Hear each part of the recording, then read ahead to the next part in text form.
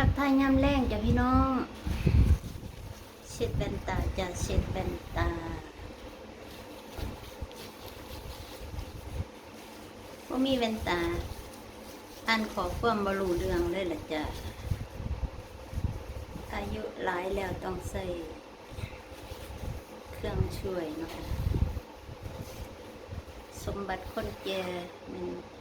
แว่นตามันแนวขอบฟันกัดฟันจ้ะยังขึ้นนี่ก็เส้นเอ็นเส้นกระตุกก็ใส่แนวขอบฟันจ้ะแต่ว่าคุณหมอก็ว่าบ่ค่อยมีคนใส่ไม่เป็นใส่จ้ะเพื่อบ่อยกามมันแข็งมันลงกัดกันเวลามันย่ำขึ้นฟันมันมาจากเส้นร่างกายเฮานี่แหละเส้นของร่างกายส่วนใดส่วนหนึ่งมันตึงมันนี่มันก็พลิกขิงมันก็ปวดอาดเลยล่ะ ก็เลยใส่แนวกันกัดฟันทักทายยามแรงจ้ะว่ามีหยังหลายก็เบาวิธีเสร็จแว่นตาใส่กระดาษนี่ก็ได้จ้ะถ้าเสร็จแว่นตาก็มีอยู่จ้ะแต่ว่ามันจับออกไงก็เลยเอาเสร็จเลยมีอีกรุ่นจ้ะพอบ้านเพิ่นซื้อให้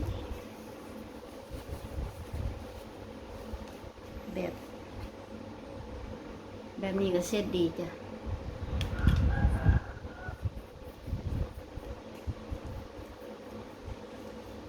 เอาสิซองเบิ่งถ้ามันใส่กระดาษเสร็จมันบ่แห้งบ่ละเอียดเนาะค่ะถ้าจุดใดอันนี้อย่างเหนียวฟงมาติดมันก็เสร็จบ่ออกอันนี้สิละเอียดดีจ้ะคือแนวเสร็จกระจกรถเฮานี่ล่ะมันมีแนวนุ่มๆอยู่กลางเนาะคนโฆษณาได้จ้ะ บอกสู่ฟังก่อนสิอ่านขอความก่อนสิส่งคลิปไปนี่ก็ต้องอ่านมือดีซะเด้เฮาใส่โฟนนี่ส่งไป มันเพี้ยนจ้ะหมานเด้อจ้าอังสิมันก็ออกบ่มีตัวนอนหนูเนาะค่ะก็เพี้ยนไปเป็นน้องหมาซะแล้ว ไปทั่วไปทีบเนาะค่ะต้องใส่แว่นตาอ่านซะเกินอย่างนี้แน่ใจยังผ่านไป